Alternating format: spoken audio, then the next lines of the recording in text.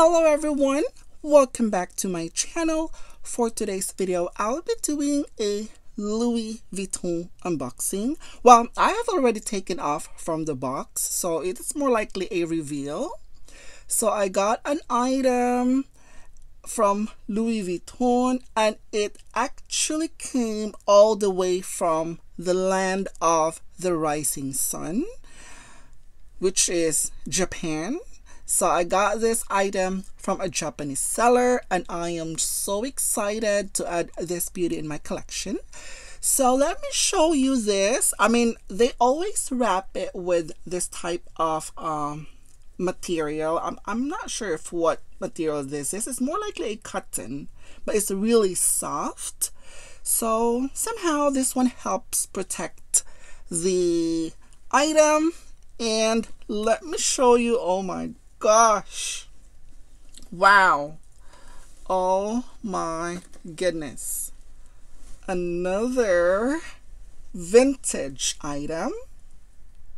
Oh wow, she's actually prettier than I expected.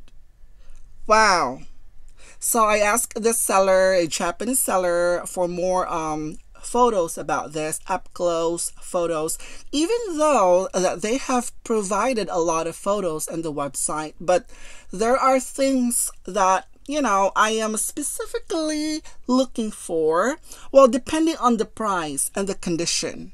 So anyway, this is a Louis Vuitton Josephine mini lin in a size PM.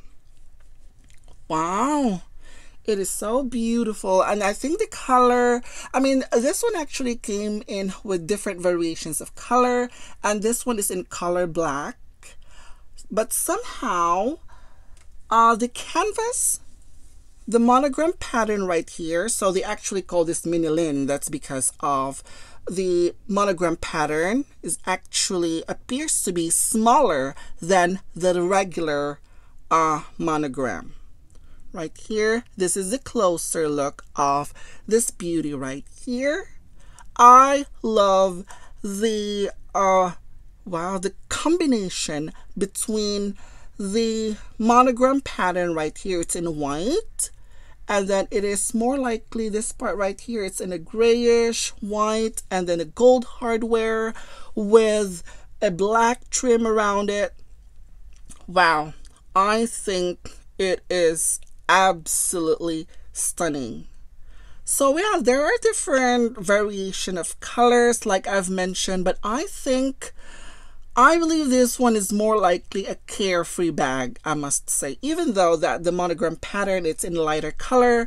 But yeah, so being a 20-year-old bag, the condition is beautiful, even though that it may show some wear on the corner, some scuff, but I don't really mind that because that's just the nature of the leather. In time, it'll show some wear. Absolutely, it'll show some wear, especially if you wear it. And also it depends on how you took care of it though. But this particular bag, I got this from around $850 US, including the shipping, including the tax. And it is came in with this, okay, let me show you, the top zip closure right here, and look at those, wow, the zipper, the pull tab, it's in lovely gold color. I mean, this is the interesting part about the vintage bag, guys. I mean, I'm actually doing an extensive research about vintage purses. I do a little bit of a comparison from time to time, and it is a little bit like tricky when it comes to vintage bags, because Louis Vuitton change several things from time to time. So this one, the zipper is entirely, no, the pull the tab, I mean the zip tab right here, the pull tab is entirely different than the Speedy right here. It looks like a lock I kind of like it. And it is made up of a really shiny brass hardware. This one is very shiny. And the teeth as well, it is also gold as well. The outside features the rivets right here. It is very shiny. It is still in great condition. I did not see any tarnishing on this beauty right here. It has a D-ring on the front, which is kind of odd. I don't know why there is a D-ring right here in the front. Maybe if you wanted to attach a charm in it, I think it would be perfect. And wow, I am just so in love with this beautiful Louis Vuitton craftsmanship. Look at that stitching right there. Oh, that is gorgeous.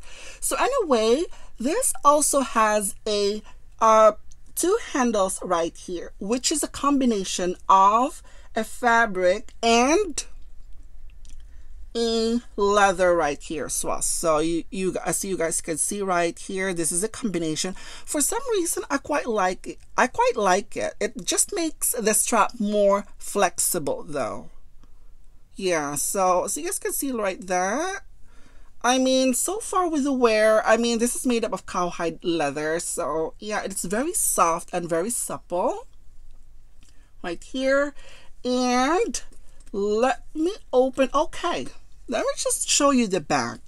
This is the D-ring right here, and the back also has a D-ring. I think you can attach a strap on this, like a shoulder strap, if you wanted to use it as a crossbody bag. I'm not sure the original ones, if it came in with a strap originally. I'm not really sure about that, but I think you could hook a strap in here if you wanted to use it as a crossbody. But I am a top handle person, so I think I will just leave it as it is. And let me show you the inside. Okay, right here. I'm actually, by looking at it, there's like a bone right here, more of like a support. I mean, it gives a little bit of a structure of the bag. I mean, it is made up of canvas though. I mean, yeah, it is gonna be flimsy, obviously, if there's nothing inside, because that's just the nature of it if it is empty. However, the top right here, where you could on the zipper, it has this, it reminds me of the doctor's bag though, and it opens like this, so you guys can see. Wow, look at that, the structure. Wow, it has a very wide opening. It's pretty amazing. It has a D-ring right here, and also there is a pocket right here, and it just opens like this with a black fabric interior. It has a pocket, a zip pocket on the inside on this corner, and the stamping right here, it says made in France. It is located right here, the made in stamp. And also, let me just turn this one on this side, and right here, made in France, and it has a zipper right here that is also the same as on the outside zip. Very nice. Wow, the interior is very clean. And another thing that I am concerned about when buying a vintage bag is if there's any odor or heavy stain inside. However, when I speak to them, they said that if I do not like the condition, if there's any sort of that we did not really as far as what was being described on our website, you know, if you're not happy when you receive it, feel free to return.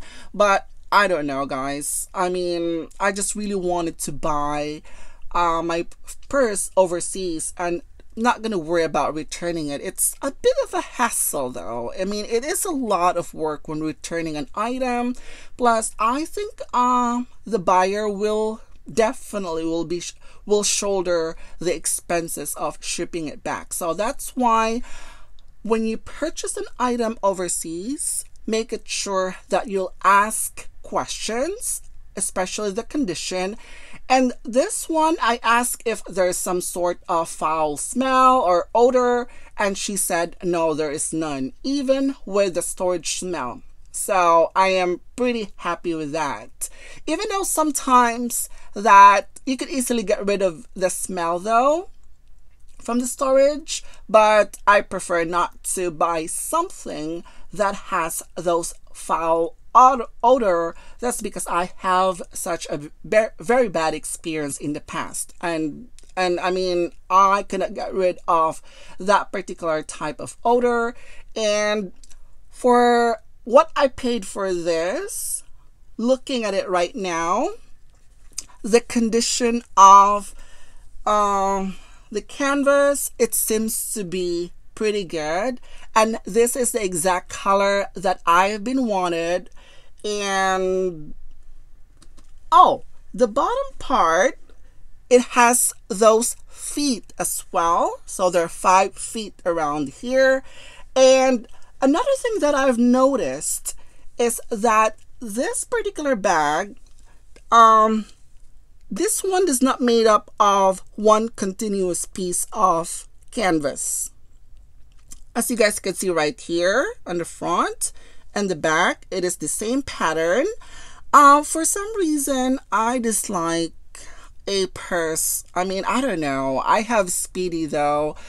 I'm not really too crazy about a purse that is made up of one continuous piece of canvas. Like when you look at the back of it, it's like the logos were upside down, and I don't really know. I didn't really like that look for some reason. Well, that was just my personal thought about it, but maybe you guys like it. So having said that, I have several Speedy in my collection, but as much as possible, I would like to have my purse that's not made up of one continuous piece of canvas. This one is perfection. I totally love it. I know that it is quite challenging authenticating a vintage bag, but with years of an extensive research about the Louis Vuitton craftsmanship, it does really help a lot when buying I'm pretty much confident with myself buying authenticating a purse by myself, buying it from different platforms, especially in Japan. I am more confident buying purses on a Japanese website. They are very reliable, they are fast, they're quick, and most especially they are honest with their description. So that's what I like about it. And also having years of an experience, and also I don't know, I'm just so in love with the Louis Vuitton craftsmanship. So I created a book for myself, and also I could share it with some of my friends as well. So this is the book that I have created. I got this, I finally finished this years ago, and this is the cover. So I'm not selling this book. This is actually, it's just a quick guide for me to remember what to look exactly when I am purchasing a vintage bag. So it actually has my name in it. So also, and this is the back, and I'm just gonna share a little bit of what's inside.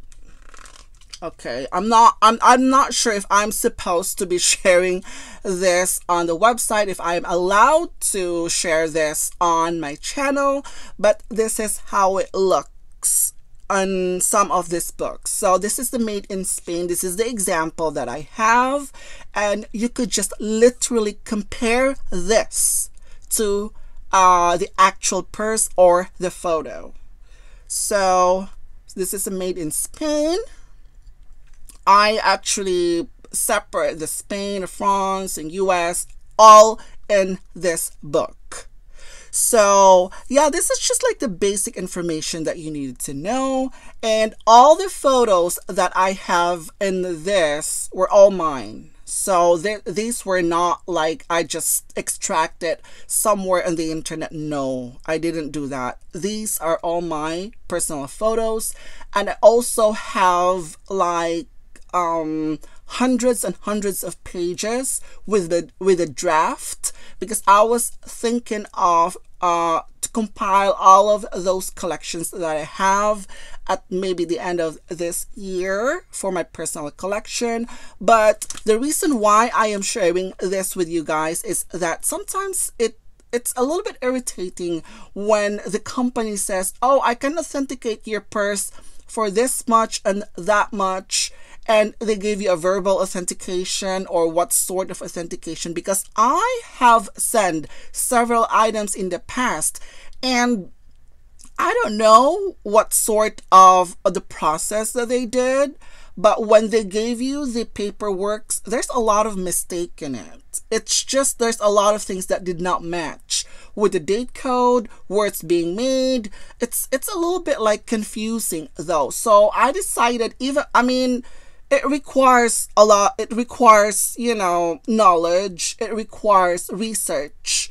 So you cannot really authenticate a bag or a purse if you are new to it. I said, okay, this is real or this is not. No, that's not going to happen overnight. It requires time, effort, dedication for you to be able to figure out if the purse is authentic or not. But this time around, I know that we have the microchip.